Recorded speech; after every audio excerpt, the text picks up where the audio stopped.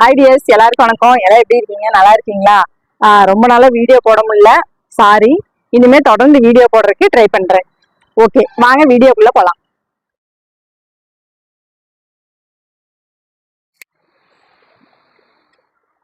Hi tears, இப்போ நம்ம ஒரு லைனிங் ப்ளவுஸ்லேயே சாதாரணமாக ஒரு ப்ளவுஸ் தைக்கலாம். லைட்டாக பைப்பிங் மட்டும் வச்சு த்ரெட் பைப்பிங் எப்படி த்ரெட் இல்லாமல் வைக்கிறதுங்கிறத இப்போ தைச்சு பார்க்கலாம் வாங்க.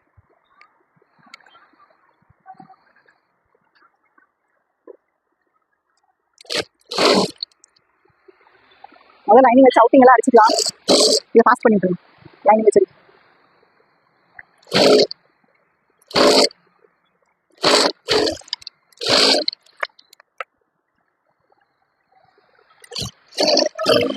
நான் இப்போ வேற கலர் நோட் தான் போட்டு அடிக்கிறேன். ஏன்னா இங்கே பைப்பிங் வச்சுருவோம், அதனால அந்த நோட் தெரியாது.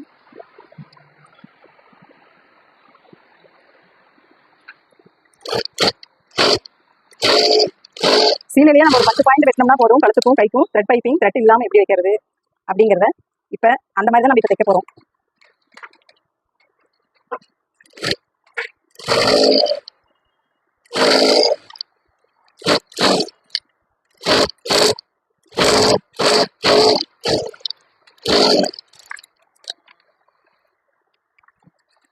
இந்த கலர் தான் சேலை. நம்ம கைக்கு எவ்வளோ தேவைன்னு பார்த்து அந்த அளவு கட் பண்ணிக்கலாம்.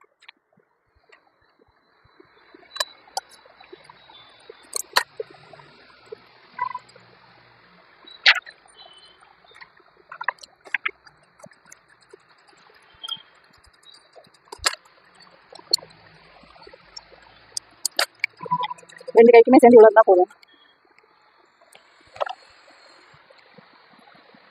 இப்படி காலேஜுக்கு ஒன் சைடு மடிச்சு அடிச்சு தெரியுதான் பாருங்க.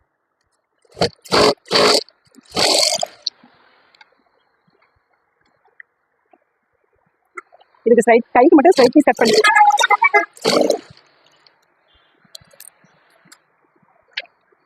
இப்போ இதை நம்ம த்ரெட் பைப்பிங் மாதிரியே தைக்க போகிறோம். ஆனால் த்ரெட் வைக்க போகிறது இல்லை, உங்களுக்கு இங்கேயும் த்ரெட் இல்லை.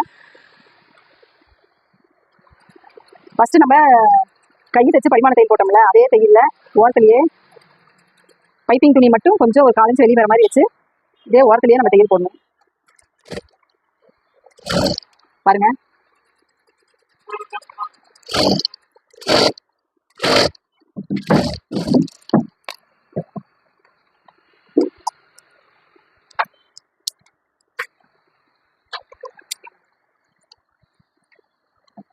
இது பாருங்க எவ்வளோ ஓரத்தில் போட்டிருக்கேன். இது காலேஜ் வெளியே வரணும். இது ரொம்ப ஒன்றை தான் வரும்.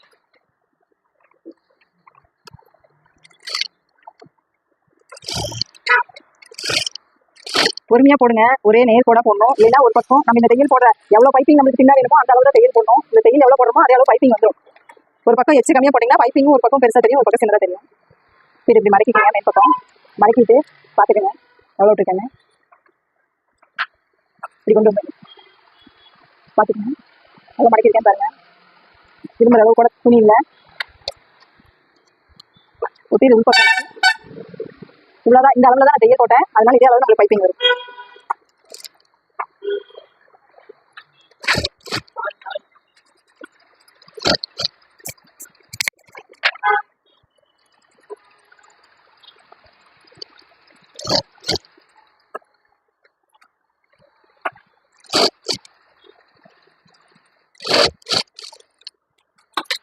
பாருங்க, ஒரே அளவு நம்ம எப்படி பின்னாடி வச்சு அடிக்கிறோமோ அதே அளவு தான் எல்லா பக்கமும் தையல் வரணும். அப்போதான் பைப்பிங் ஒரே மாதிரி வரும். அதே மாதிரி ஆப்போசிட் சைடும் அதோட பாருங்க, தையல் மேலே ஒரு 4 இன்ச் பைப்பிங் வந்து ஒரு 4 இன்ச் வெளியே வர மாதிரி வச்சு இந்த கையோட எண்டில் அடிக்கிறோம். நம்ம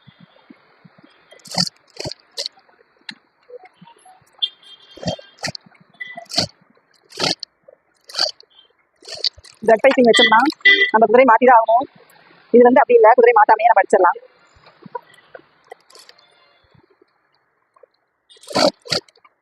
டபுள் சைடு குதிரையிலேயே த்ரெட் பைப்பிங் நம்ம கொண்டு வந்துடலாம்.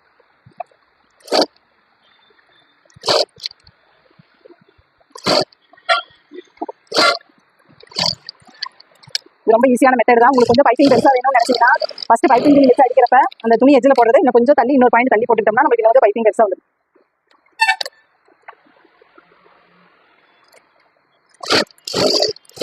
இது ஏன் இன்னொரு தையல் போடுறேன்னா இந்த இது தூக்கிட்டு இருக்கோம் பாருங்க, இவ்வளவு தூரம் தூக்கிட்டு இருக்கோம். நம்ம இன்னொரு தையல் இங்க போட்டோம்னா இது அப்படியே படிஞ்ச மாதிரி வந்துடும்.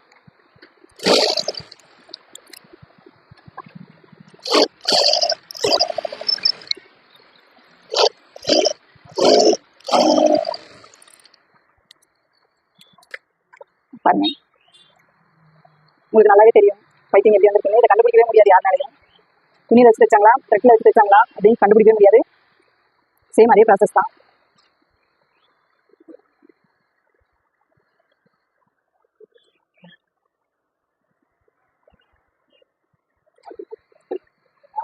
நான் வந்து கை கட் பண்ணுறப்ப முன்சேப்பையை கட் பண்ண மாட்டேன். லைனிங்காக இருந்தாலும் சாதா ப்ளவுஸாக இருந்தாலும் ஒருவேளை சப்போஸ் நம்ம ஏமாந்துட்டோம்னா மறுபடியும் பிரிச்சு அடிக்கிற மாதிரி வந்துடும். இப்படி அடிச்சா நம்மளுக்கு ஏமாறாது. தைச்சு முடிச்சுட்டு ஒரே அளவு வந்துடும். மறுபடியும் சரி பார்க்க தேவையில்லை, ஒரே வேலையை முடிஞ்சிடும்.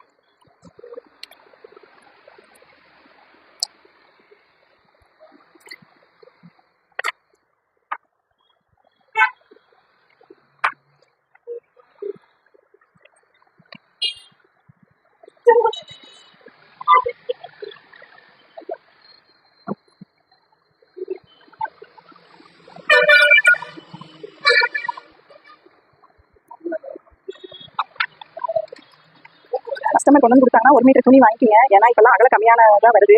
முதல்ல எல்லாம் 80 பாயிண்ட் எடுத்தாலே போதும். நிறைய கஸ்டமர் ஏன்டி அப்படிதான் சொல்றாங்க, 80 தான் எடுத்து கொடுப்பேன். இப்போ 1 மீட்டர் இப்போ அதே 10 மாட்டேங்கிறாங்கன்னா என்ன காரணமா, லைனிங் எல்லாம் இப்போ அகல கம்மியா வருது. அதனால நம்மளுக்கு 10. இதே சேலை பிளவுஸா இருந்துச்சுன்னா நம்மளுக்கு 80 பாயிண்டே போதும்.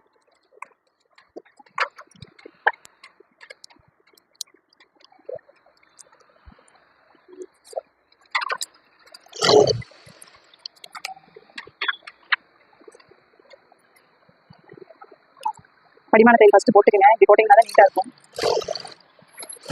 ஃபுல்லாக அவுட்டிங் அடிச்சு சாதா ப்ளவுஸ் மடிச்சு அடிக்கிற மாதிரி அடிக்காம இது மேல் பக்கம் வச்சு இது அடிச்சு அடிச்சிங்கன்னா இன்னும் சூப்பராக இருக்கும்.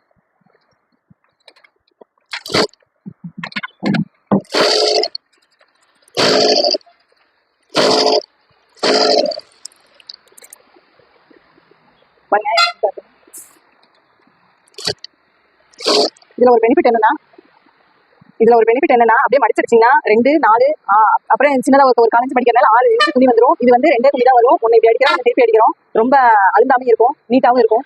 பாருங்க, நான் என்னோட ஸ்டூடெண்ட்டுக்கு கூட இதே மெத்தட்ல தான் சொல்லி கொடுத்துருக்கேன்.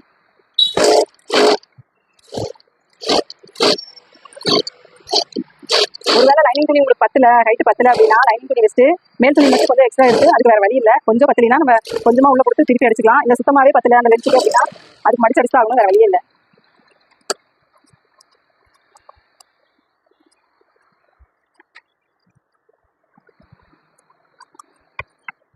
முடிஞ்ச அளவு சேலை கலருக்கு ஏற்ற மாதிரி பைப்பிங் வச்சாதான் நல்லா இருக்கும்.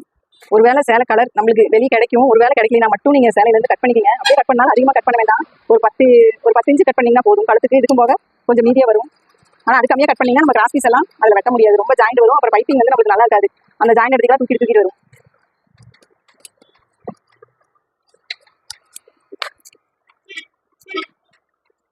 பேக் சைடு ஃபினிஷிங் ஆயிடுச்சு, கையும் ஃபினிஷிங் ஆயிடுச்சு.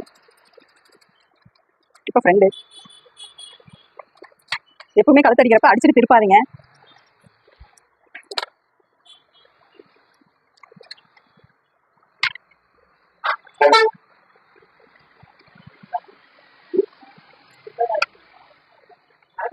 நம்ம ஆரி டிசைன்லாம் போட்டோம்னா அடிச்சுட்டு தான் திருப்புவோம். எம்ப்ராய்டிங் போட்டாலும் அடிச்சுட்டு தான் திருப்புவோம். அதுக்கு அது ஓகே தான்.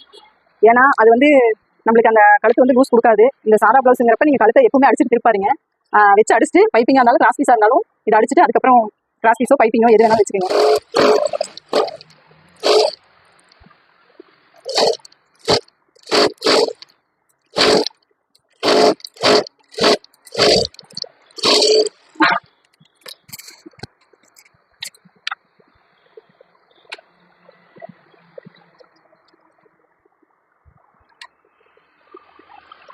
ரெண்டு சைடு பார்த்து ஆப்போசிட் சைடு பார்த்து வச்சுட்டு பிரிச்சிங்கன்னா சேலத்துல வெளியாக போயிடும்.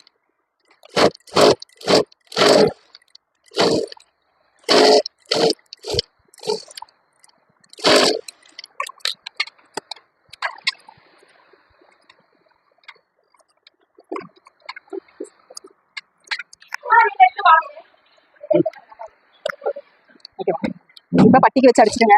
2 துணி வச்சுக்கோங்க. உங்களுக்கு லைனிங் வச்சுக்கோங்க. ஒரே இந்த மேல் துணி வந்து ஒரே துணி போதும். லைனிங் மட்டும் 2 துணி வச்சுக்கோங்க.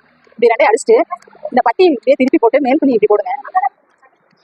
நல்லா இப்படி போட்டு இந்த உள்ளுக்கு அடிச்சு பார்த்தீங்களா, நல்லா பார்த்துக்கோங்க. இந்த அளவு அடிச்சிருக்கோம். இந்த அளவுக்கு இப்படி மடிச்சுக்கோங்க. இப்படி வச்சுக்கோங்க. இது வந்து நீட்டாக இருக்கும். இந்த தடவை பாருங்க. இது தைக்கிறோம், திருப்பி போடுறோம். இதுக்கு இந்த காலச்சு உள்ள விட்டு இப்படி மடிச்சுக்கணும்.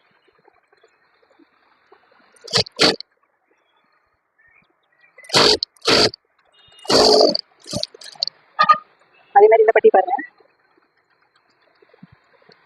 திருப்பி போட்டு ஒரு 1/4 இன்ச் அளவுக்கு நம்ம தையல் போட்டோம். 1/4 இன்ச்னா நம்ம இப்போ எவ்வளோ தைச்சோமோ 1/4 இன்ச் விட்டு தான் தைப்போம். அந்த 1/4 இன்ச் உள்ள விட்டு அதுக்கு அந்த அளவு மடிச்சிங்கன்னா இப்படி கொஞ்சம் நீட்டாக வந்துடும்.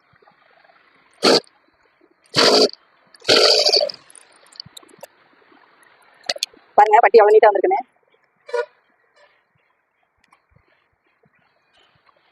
இப்போ நம்ம பட்டி வெட்டலாம். நான் எல்லாத்துக்கும் ரெஃபர் பண்ணுறது என்னன்னா, பட்டியை ஃபஸ்ட்டே வெட்டாதீங்க.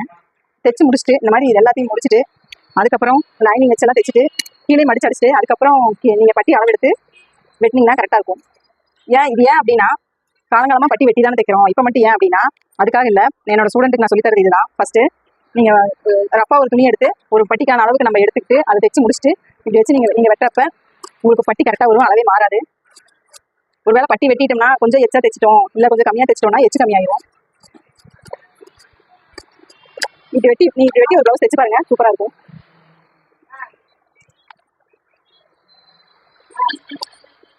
அதே மாதிரி டாட் பிடிக்கிற அளவு எப்படின்னு பார்த்துடுங்க. அவுட்டிங் அடிச்சுட்டு ஓரத்துல எல்லாம் வெட்டிட்டு 2 ஆப்போசிட்டாக போட்டுடுங்க. டாட் பிடிக்கிறப்ப பார்த்துக்குங்க. இந்த சென்டர் டாட்டும் கொக்கி பக்கத்தில் எடுத்து டாட் பிடிங்க. டிபிஸில் நம்ம டாட் அளவு பிடிக்க வேண்டாம். கொக்கி வச்ச பக்கத்துலேருந்து டாட் எடுத்திங்கன்னா உங்களுக்கு கரெக்டாக அளவு மாறாமல் வரும். ஒரு 1/4 இன்ச்சு மடிச்சடிக்க நம்ம இங்கே கொக்கி பீஸ் வைப்போம். அங்கே ஒரு 1/4 இன்ச்சு விட்டுட்டு இப்படி வச்சு பார்த்தீங்கன்னா இங்கே ஒரு பாயிண்ட், இந்த சென்டர் பாயிண்ட் மார்க் பிடிச்சிக்கோங்க. அதுக்கப்புறம் நம்ம அவங்களுக்கு தேவையான அளவு மேக்ஸிமம் 3 வச்சிங்கனாலே சூப்பராக இருக்கும். ரொம்ப முடியாதவங்களுக்கு மட்டும் கொஞ்சம் அதிகமாக வேண்டாம் அப்படின்னு இருப்பாக இருக்காதவங்களுக்கு மட்டும் நம்ம ஒரு 2 வச்சுக்கலாம். 3 வைக்கிற அளவே நம்மளுக்கு நீட்டாக வந்துடும் அவங்களுக்கு. இது அப்படிதான் சென்டர் எல்லாத்துக்கும் சென்டர் வருமானா, எல்லாத்துக்கும் சென்டர் வராது. நம்ம நெக் ஷேப்பை பொறுத்து நம்ம இந்த டாட் பிடிக்கக்கூடாது. கீழே அடிக்கிற டாட்டை வச்சு தான் நம்ம இந்த பட்டன் கொக்கி டாட் வைக்கணும்.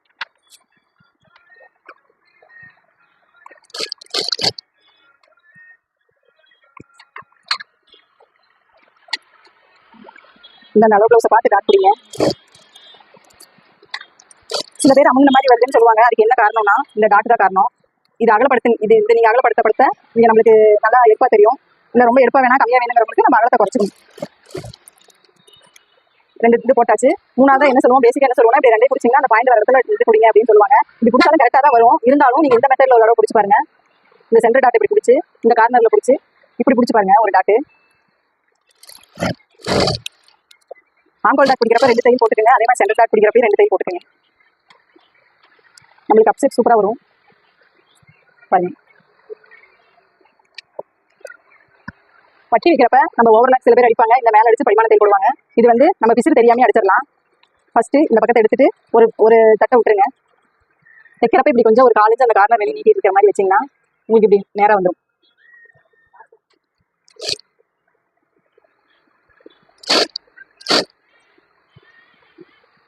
இந்த சென்டர் டாட் இப்படியே வச்சு தைக்காம கொஞ்சம் இப்படி மடிச்சு விட்டுக்குங்க. இப்படியே வச்சு தைச்சா இந்த இடத்துக்கு ஒரு மாதிரி தூக்கிட்டு இருக்கிற மாதிரி இருக்கும். இப்படி ஒரே மடி மட்டும் இப்படி மடிச்சு விட்டுக்குங்க.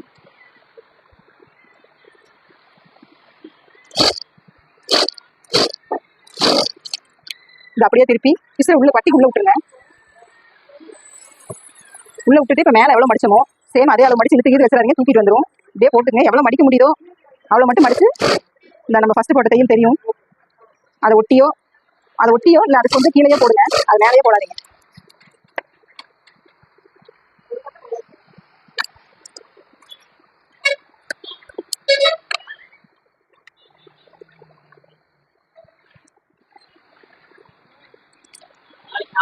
இப்போ கொக்கி பீஸ் வைக்க போகிறோம்.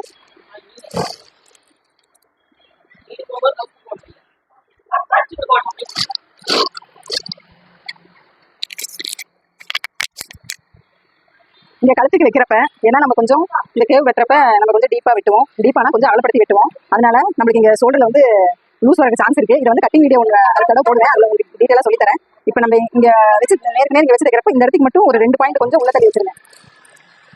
பார்த்தீங்களா எவ்வளோ வச்சிருக்காங்க. இங்கே ஒரே மாதிரி வச்சுட்டு மேல் துணியை மட்டும் கொஞ்சம் வெளியே இது பண்ணுற மாதிரி வச்சுக்கோங்க.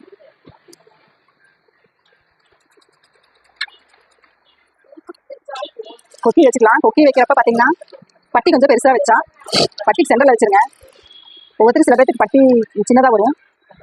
3வது கொக்கி வரப்ப கரெக்டாக பார்த்தீங்கன்னா அந்த பட்டி முடிகிற கார்னரில் கரெக்டாக ஒரு வி வச்சுருங்க.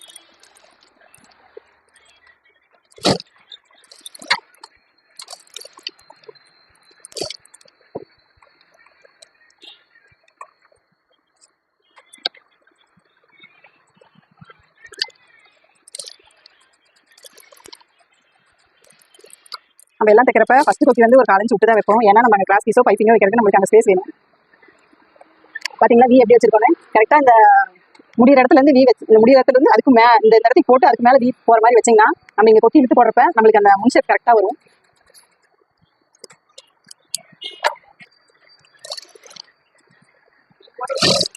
லெஃப்ட் பீஸ் எடுத்து அதே மாதிரியே தைச்சுக்கோங்க.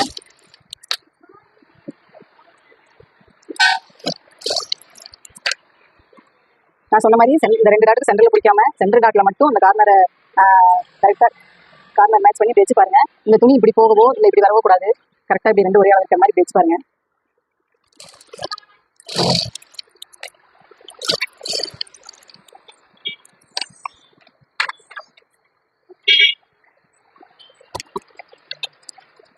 சேம் அதே மாதிரி தான் ஆப்போசிட்டு ஒரு இதை விட்டுருங்க.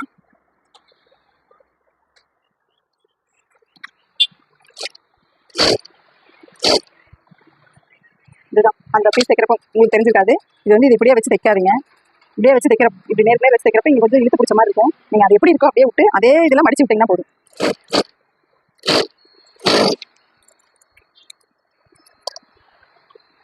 இதே மாதிரியே பிசுற உள்ள பட்டிக்குள்ளே விட்டுருங்க.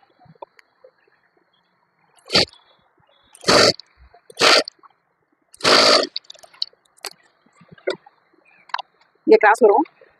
கிராஸை மட்டும் கட் பண்ணுங்க. உங்களுக்கு நேரம் வரும்.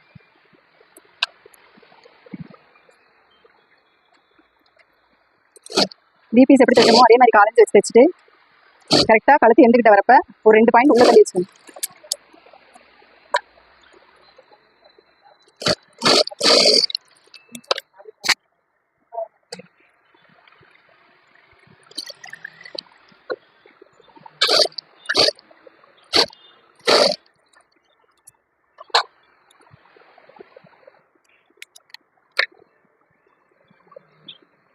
ஒவ்வொரு சைடும் முடிக்கிறப்ப நீங்கள் அதோட அளவையும் குறித்து வச்சுக்கணும் கையோட.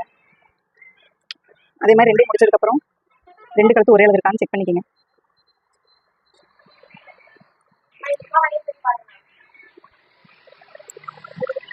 பார்த்தீங்கன்னா உங்களுக்கு தெரியும் தைக்கிறது. தைச்சு போட்டு விட்டு அந்த வீடியோ பார்த்தீங்கன்னா உங்களுக்கு புரிஞ்சிடும். சேர்ந்து தைக்கிறது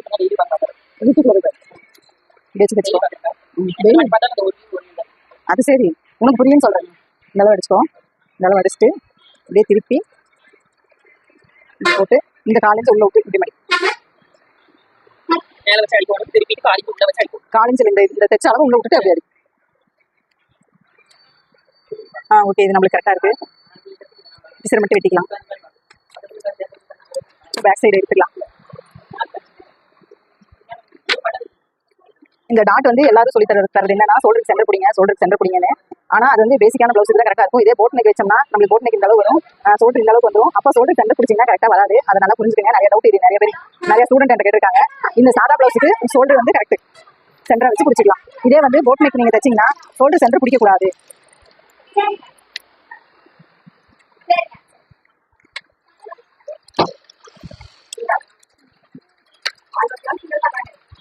புரிஞ்சுக்கங்க. போட் நெக்குங்கிறது இது வரைக்கும் வந்துடும். நம்மளுக்கு இதுல இருந்து இது வரைக்கும் டீப்பாக வந்துடும். அப்போ நம்மளுக்கு ஷோல்டர் என்னது நோக்கி இப்படி வரும். நம்ம இப்படி வரப்போ ஷோல்டர் சென்டர்னா இங்கே வந்துடும். இங்கே வந்துச்சுன்னா நம்மளுக்கு சைடில் போகிற மாதிரி வந்துருந்த டாட்டு. ஷோல்டர் சென்டர் மென்ஷன் பண்ணி எல்லா ப்ளவுஸும் அதே தான் நினைக்காதீங்க. சாதா ப்ளவுஸுக்கு மட்டும்தான், நார்மல் ப்ளவுஸ் மட்டும்தான் ஷோல்டர் சென்டர் வச்சு டாட் பிடிக்கணும். போட் நெக்கு அந்த மாதிரி பிடிக்கக்கூடாது. நான் போட் நெக் தைக்கிறப்ப அது ஒரு இது நான் உங்களுக்கு சொல்கிறேன். அதோட டீட்டெயில்ஸ் கரெக்டாக சொல்கிறேன். அதே மாதிரி பேக் சைடு அளவும் இப்படி அளவு குறிச்சிக்கோங்க. 2 போட்டு குறிச்சிக்கோங்க. ஃப்ரெண்டு நம்ம தைக்கிறப்பே நான் ஒன்று சொல்ல மறந்துட்டேன். ஃப்ரெண்டு தைக்கிறப்ப கொக்கி பீஸ் தைச்சிங்கன்னா அதே கொக்கி பீஸ் இதை எடுத்து அளவு. அதே மாதிரி வி பீஸ் தைக்கிறப்ப அதே வி பீஸ் அளவு ப்ளவுஸில் இருக்கிற அளவு மட்டும்தான் வி பீஸ் குறிக்கணும். இப்போ ஷோல்டர் ஜாயின் பண்ணிக்கலாம். இதையும் கரெக்டானு பாத்துக்குங்க. இந்த ரெண்டும் நம்மளுக்கு கரெக்டா கிடைக்கணும். இது கரெக்டா இருக்கு. இந்த மாதிரி லைட்டா ஏதாவது இருந்தா நம்ம கிராஸ் கட் பண்ணிக்கலாம். சப்போஸ் இது பெருசா முன் சைடு கொஞ்சம் பெருசா வந்துச்சுன்னா நீங்க இதை கட் பண்ணிடாதீங்க. இது இவ்வளவு பெருசா இருக்கிறப்ப நம்ம இங்க ஒரு டாட் பிடிச்சிட்டோம்னா நம்மளுக்கு இதோட அளவு கரெக்டா மென்ஷன் ஆயிரும். இதே பேக் சைடு கொஞ்சம் எச்சா போச்சுன்னா நம்ம அதை மட்டும் லைட்டா கிராஸ் மட்டும் தான், பேக் சைடு இப்படி வந்துச்சுன்னா அது கிராஸ் மட்டும் தான் கட் பண்ணணும். இதை வச்சு பார்த்துட்டு தான் நீங்க கை அடிக்கணும்.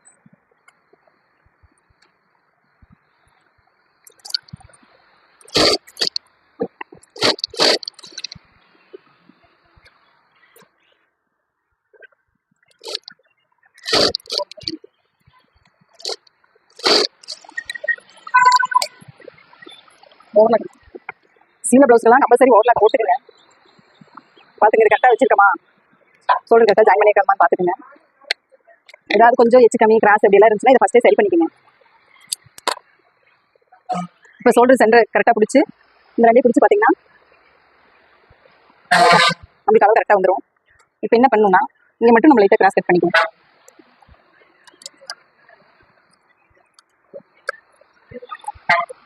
பாருங்க எவ்வளோ கட் பண்ணியிருக்கேன்னு. அதிகமாக கட் பண்ணிடக்கூடாது. அதிகமாக கட் பண்ணிங்கன்னா முன் ஷேப் இழுத்துட்டு வரும்.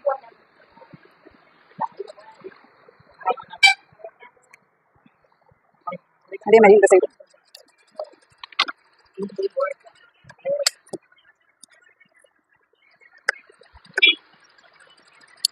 பாருங்க எவ்வளோ கட் பண்ணியிருக்கேன்னு. எவ்வளோ கட் பண்ணணும். ஸோ கை ஜாயின் பண்ணிக்கலாம். கை நான் தைச்சிட்டு கட் பண்ணி அதுக்கப்புறம் தான் முன் ஷேப் வெட்டினேன். அதனால தைக்கிறப்ப மாறதுக்கு வாய்ப்பு இல்லை.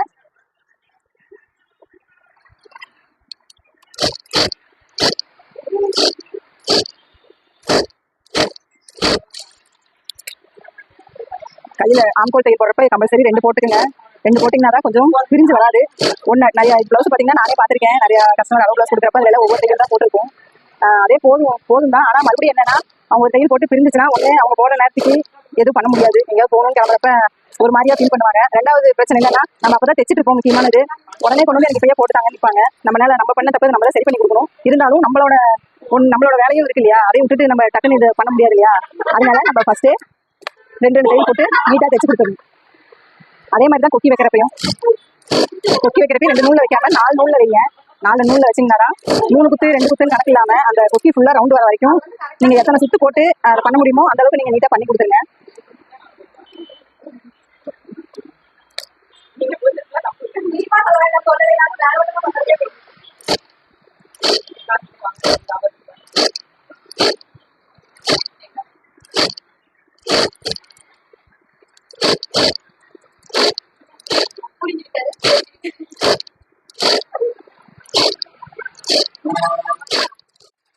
வாங்க சைடு எப்படி ஜாயின் பண்ணுறதுன்னு பார்ப்போம். இது வந்து இங்கே அளவு இருக்குது. இந்த சைடு பார்த்தீங்கன்னா இங்கே அளவு இருக்குது. நீங்கள் எல்லாம் தைக்கிறது எப்படின்னா இந்த அளவு ஜாயின் பண்ணி இப்படி தைப்பாங்க. ஆனால் அதுதான் தப்பு. நம்ம வந்து இந்த 2 அளவையும் ஒரே அளவு எடுத்துக்கணும். ஆம்கோல் 2 கை 2 எல்லாம் ஒரே அளவு எடுத்துக்கணும். இப்போ இப்படி இது இங்கே இருக்குது, இது இங்கே இருக்குது. நம்ம எந்த இதில் தைக்கணும் அப்படின்னா இந்த 2க்கும் சென்டர் பார்த்து தைங்க. இந்த பின் பேக் சைடு மார்க்கும் ஃப்ரண்ட் சைடு மார்க்கும் மாறி இருக்குன்னா அதுக்கு சென்டரில் கரெக்டாக சென்டர் மார்க் பண்ணிக்கோங்க.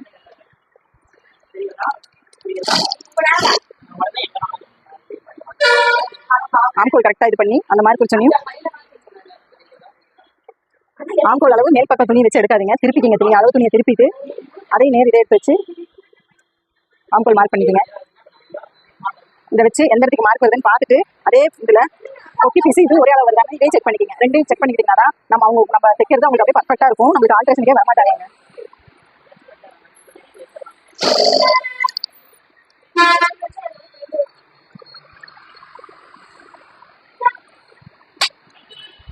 அடுத்தது கை மார்க் வச்சு அப்படியே நேர் போடுற மாதிரி எடுத்துங்க.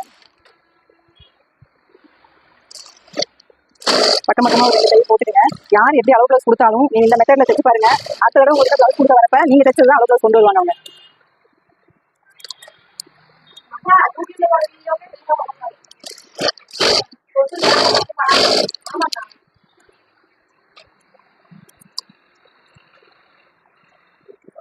அதே மாதிரியே இந்த சைடும் மார்க் எப்படி வருது, பேக் சைடு இங்கே வருது, ஃப்ரண்ட் சைடு இங்கே வருது. ஒன்று நல்லா புரிஞ்சுக்கங்க. அவங்க அளவு ப்ளவுஸில் எப்படி என்ன எங்கே இருக்கும், நம்ம அளவு என்ன கரெக்டாக பார்க்கணும். ஒன்று சுற்றளவு கரெக்டாக இருக்குன்னு பார்க்கணும், ஒன்று மார்க் சுற்றளவு கரெக்டாக இருக்குன்னு பார்க்கணும், 2வது ஆம்கோல் அளவு கரெக்டாக இருக்கான்னு பார்க்கணும், 3வது வந்து நம்ம ஜஸ்டோட அளவு மேலே இங்கே இருக்காமல் நம்ம அப்செட் கரெக்டாக வருதான்னு பார்க்கணும். அது மட்டும் இந்த 2 3 மட்டும் கரெக்ட் பண்ணிட்டீங்கன்னா உங்கள் கஸ்டமர் நீங்கள் எங்கே போனாலும் சரி, எத்தனை வருஷம் ஆனாலும் சரி, நீங்கள் எங்கே கடை வச்சிங்கன்னா சரி உங்களுக்கு தெரிய வருவாங்க.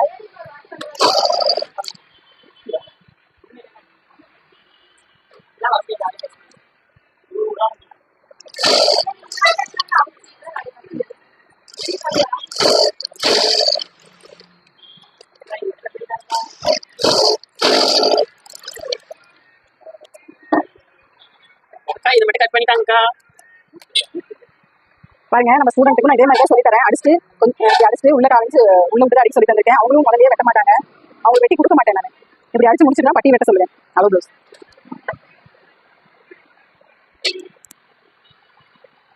உங்களுக்கு இதுல 2 பெனிஃபிட் என்னன்னா, ஒண்ணு அளவு மாறவே மாறாது. ரெண்டாவது தடவை நீங்க தைச்சு முடிச்சுட்டு இன்னொரு தடவை அளவு எடுத்து பார்க்கணும், கரெக்டா இருக்கான்னு பார்க்கணுங்கிறது இல்ல.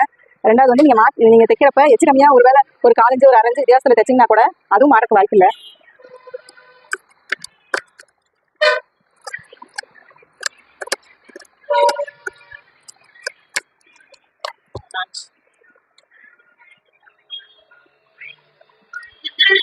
இந்த லான்ச் போடுறது இருக்குன்னா கொக்கி பிசிடி விபிசிடி வரும் முன்பக்கம் வரும். அதுக்காக இந்த லான்ச்.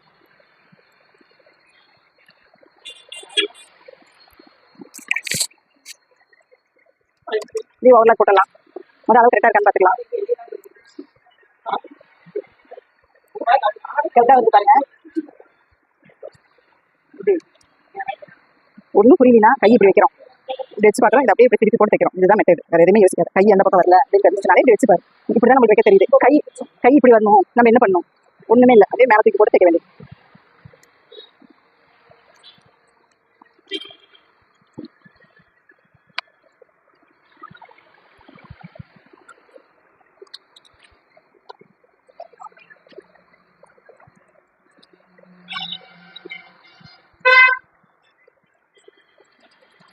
இந்த ஆம்கோல் அளவு பார்த்தீங்கன்னா எல்லாத்துக்கும் ஒரே அளவு தான் வரணும்.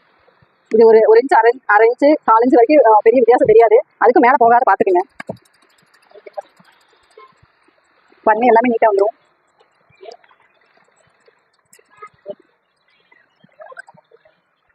இது அளவு ப்ளவுஸ் கொடுத்தாங்க. இது வந்து நான் தைச்ச ப்ளவுஸ் தான். இவங்க நம்ம கிட்ட ஒரு 7-8 வருஷமா தைக்கிறாங்க. ஆனால் நான் தைச்ச ப்ளவுஸ் தான் அளவு கொடுப்பாங்க. நம்ம ஸ்டைலில் தைச்சு அது கரெக்டாக வந்துருச்சுன்னா நீங்கள் அதை மாற்றவே உங்கள் ஸ்டைலில் மாற்றவே மாட்டாதீங்க. ஒருத்தர் தைச்சதை பார்த்து தைக்காதீங்க. நீங்கள் என்ன பண்ணுறீங்களோ அதே ஒரு கழுத்து பீஸு எப்படி த்ரெட் பைப்பிங் மாதிரி வைக்கிறதுன்னு பார்ப்போம். பார்த்தீங்களா எவ்வளோ கட் பண்ணியிருக்கேன்னு? 10 சென்டிமீட்டர் கட் பண்ண சொன்னேன், ஆனால் நான் 7 தான் கட் பண்ணியிருக்கேன். நம்மளுக்கு அதே போதும்.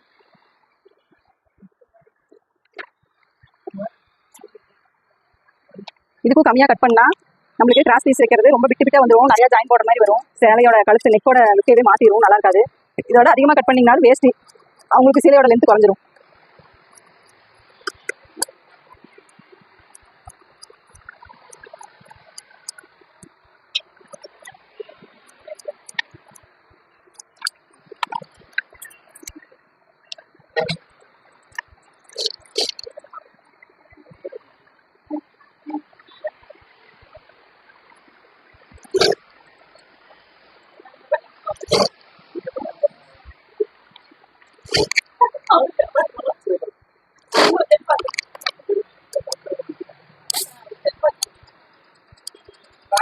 இந்த கிராஸ் பீஸ் இப்படி ஜாயின் பண்ணிக்கலாம், இல்லை ஒன்று மேலே ஒன்று வச்சு கிராஸாக வச்சு ஜாயின் பண்ணிக்கலாம். இதில் ரெண்டு மெத்தடில் இருக்குது.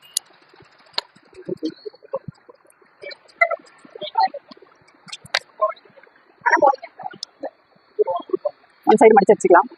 நார்மல் பைப்பிங் வைக்கிற மாதிரியே தான்.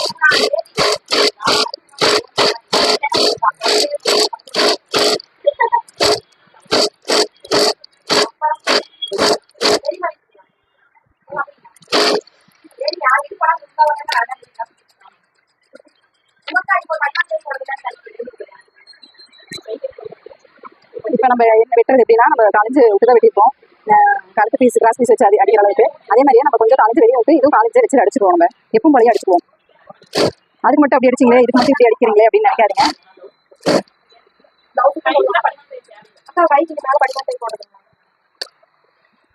இது ஃப்ராக் தானே தைக்கிறோம், போட்டு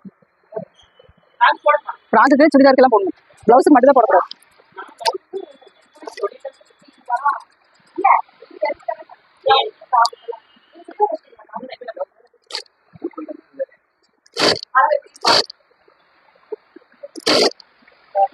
அதே காலேஜ்லேயே வச்சு தைச்சிக்கங்க. நிறுத்தியே தைங்க. அப்போதான் நம்ம கழுத்தோட ஷேப் எந்த ஷேப்பில் வெட்டினமோ அதே ஷேப்பில் நம்மளுக்கு தையல் வரும்.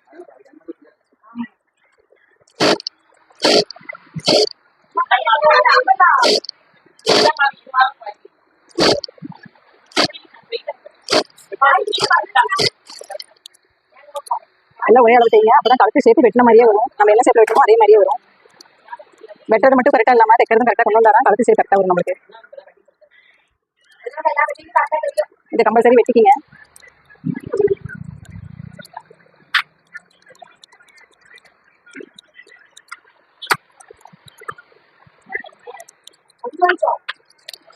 இது நம்ம எப்படி த்ரெட் பைப்பிங் மாதிரி பைப்பிங் வைக்கிறது.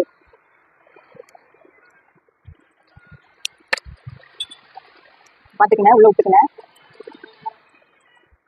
எந்த அளவு நம்மளுக்கு பைப்பிங் தேவையோ அந்த அளவு கை வச்சு இப்படி மடக்கிக்கணும். இந்த துணி வந்து உள்ள இருக்கிறப்ப நம்மளுக்கு அது த்ரெட் மாதிரி வந்துடும். பாருங்க எப்படின்னு. எப்பவுமே நார்மல் பைப்பிங் வைக்கிற மாதிரியே தான். ஆனால் அதில் வந்து ஒண்டை அடிச்சோம், அதனால நம்மளுக்கு ஈஸியாக பைப்பிங் வந்து கைக்கு வந்து இது மட்டும் என்ன பண்ணணும்னா நம்ம தான் கரெக்டாக அந்த சேப் கொண்டு வரணும். இந்த துணியை உள்ள விட்டு நம்ம குட்டியாக ரொம்ப மடிக்கணும். அந்த துணி உள்ள இருந்தால் மட்டும் தான் நம்மளுக்கு பைப்பிங் கரெக்டாக வரும். வெளியே வர மாதிரி அடிச்சிடாதீங்க.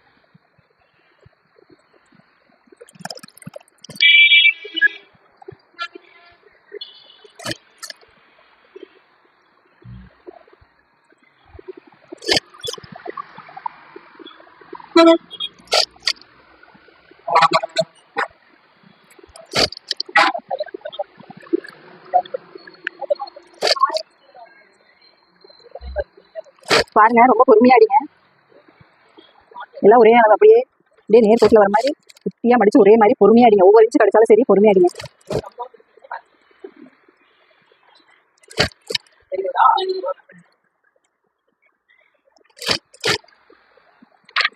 இந்த மெத்தட்ல ஒரு ப்ளவுஸ் தைச்சு பார்த்துட்டு நீங்க என்கிட்ட சொல்லுங்க எப்படி ப்ளவுஸ் உங்களுக்கு எப்படி வந்திருக்குன்னு.